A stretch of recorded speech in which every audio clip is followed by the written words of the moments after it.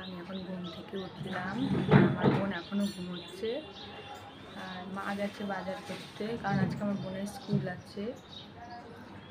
এতদিন তো সকালে স্কুল হচ্ছিল, আর আজকের থেকে বেলাতে যেরকম স্কুল হতো 11টার সময় ওরকম। তাই মা তাড়াতাড়ি বাজার করতে গেছে, আর আমি এখন ঘুম দিয়ে উঠে ফ্রেশ হয়ে আসলাম। বোন উঠেছিল, ঘুম দিয়ে উঠেছে, সকালবেলা উঠেছিল একবার, তারপরে যেই আবার ঘুমিয়েছে, চোখ লেগে গেছে, এখন উঠতে পারছে না। একটু পরে আবার ডাকবো ওকে। বাইরেটা বিশাল মেঘ করেছে, কালকে রাতে ছিটাফোটা বৃষ্টি হয়েছিল, এখনও বিশাল মেঘ করেছে। আমি সারাদিন কী করতে থাকি তোমরা দেখতে থাকো। এই দেখো আমার বোন এখনও ঘুমাচ্ছে। রাহি, ওঠো।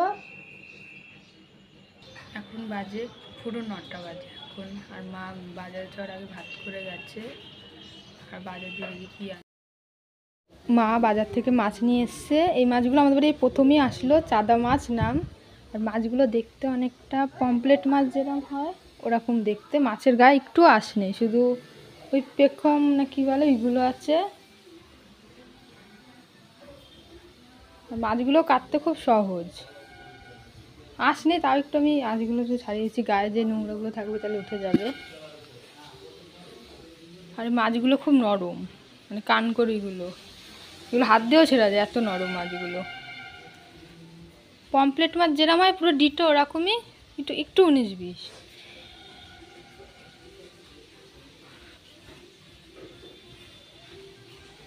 অনেক দিন পর আমি মাছ কাটছি। আগে আমি প্রায়ই মাছ কাটতাম বাজার দিয়ে আনলে, কিন্তু এখন মাই কাটে। আজকে আমি কাটলাম, আমার ইচ্ছা হলো একটু মাছ কাটতে।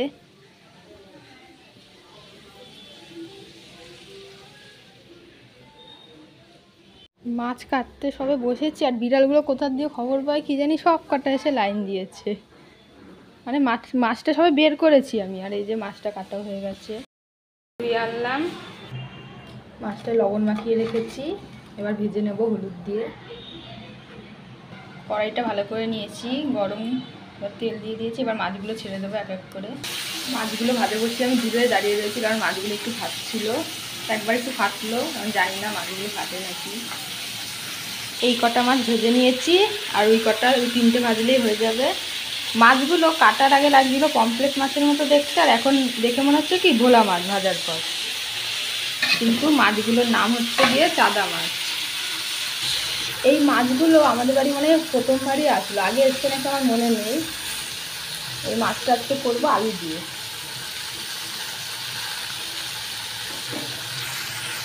কড়াইতে তেল দিয়ে দিয়েছি, এবার দেবো গোটা জিরা তেজপাতা ফোড়নে। এবার কেটে রাখা আলুগুলো দিয়ে দেবো।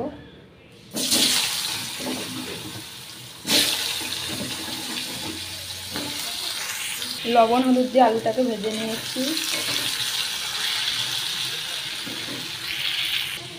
জিরা আদা আর কাঁচা লঙ্কা বাটাটা দিয়ে দেবো আলুর মধ্যে, দিয়ে মশলাটাকে কষিয়ে নেবো আলুর সাথে।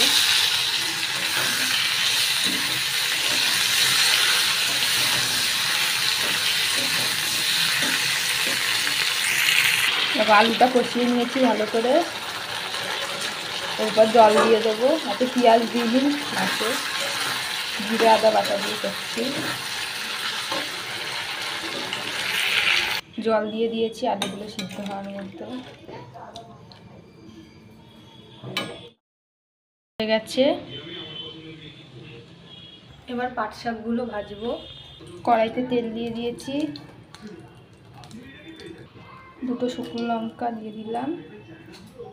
এরপরে থেতো করে রাখা রসুন আর থেতো করে রাখা লঙ্কাটা দিয়ে দেবো। শাকটায় সামান্য একটু হলুদ দিয়েছি, কারণ হলুদ ছাড়া খেতে নেই, ওর জন্য সামান্য হলুদ দিয়েছি। আর এটা পাট শাক তো অনেক মানে লোদ টাইপের, ওর জন্য লবণটা পরে দেবো। যদি এখন লবণটা দিই আরও লোদ হয়ে যাবে, লোদ ভাবটা একটু কেটে যাক, তারপরে লবণ দেবো। লবণ দিয়ে আর ভালো করে নামিয়ে দেবো। এই পাশে চা বসিয়েছি, মিস্ত্রিটা কাজে লেগেছে। শাক ভাজা হয়ে গেছে, এবার উচ্ছে চচ্চড়ি করবো। কড়াইতে তেল দিয়ে দিয়েছি, কুচিয়ে রাখা তারপরে পেঁয়াজ দিয়েছি।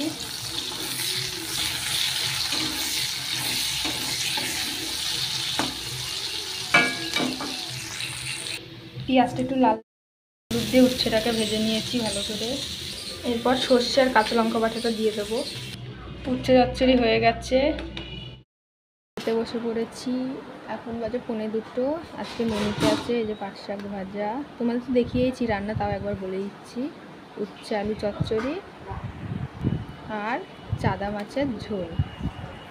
বোনেও খেতে বসবে। হ্যালো বন্ধুরা, শুভ বিকেল সবাইকে। আমি শুয়েছিলাম, এখন উঠলাম। এখন 5টা মতো বাজে। উঠে একটু রেডি হচ্ছি, একটু হাঁটতে যাব, ওর জন্য একটু চুলটা বেঁধে নিচ্ছি। আর চুলটা এত জট হয়েছে, মানে আমার চুলে জট ছাড়াতে বসলে মনে 1 ঘন্টা। বিশাল জট হয়েছে, দেখে বোঝা যাবে না, কিন্তু বিশাল জট।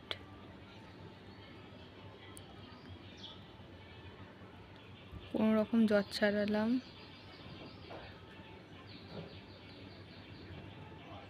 আর আমার বোন শুয়ে রয়েছে। আমিও আছে ঘুমাই না, বোনও ঘুমাইনি, আমি শুয়েছিলাম।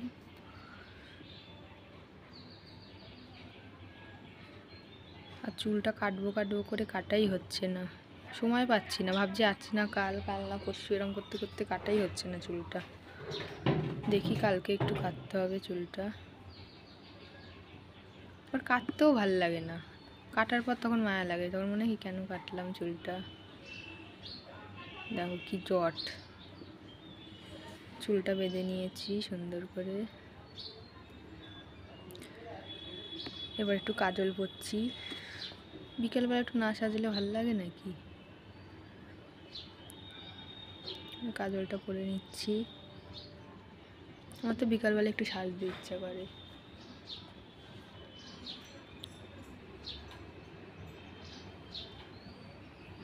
কাজলটা শুরু করে পরে নিয়েছি।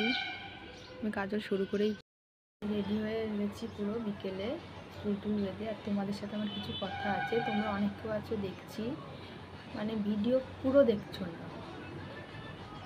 একটা ভিডিও 6 থেকে 7 মিনিট ধরো দিচ্ছি, তুমি হয়তো 2 থেকে 3 মিনিট দেখে ভিডিওটা হাফ দেখে চলে যাচ্ছো। এরকম করছো, তাতে কিন্তু সাবস্ক্রাইবগুলো থাকছে না।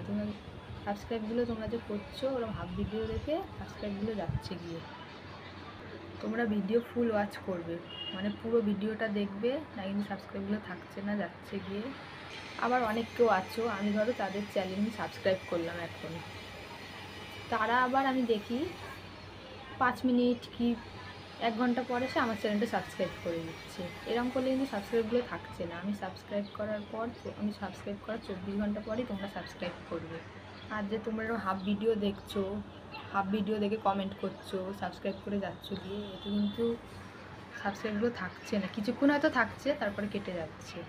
তাই তোমাদের কাছে একটাই রিকোয়েস্ট, ভিডিও ফুল দেখবে, তারপরে সাবস্ক্রাইব করবে। আর আমি যে ভিডিও বড় করি তাও না, আমি ভিডিও 7 থেকে 8 মিনিট, 8 মিনিটও করি না, আমি ইচ্ছা করে ছোট ভিডিও করি। কারণ এই ভিডিওয় ছোট ভিডিও করলে কি তাও মানুষ দেখছে, কিন্তু বেশি বড় ভিডিও করলে মানুষ হাফ দেখে যাচ্ছে কি। ওই জন্য আমি ইচ্ছা করেই ছোট ভিডিও করি। তোমাদের কাছে একটাই রিকোয়েস্ট, তোমরা ফুল ভিডিও দেখবে, দেখেই সাবস্ক্রাইব। ভিডিওটা একটুখানি, সবাই ভালো থেকো।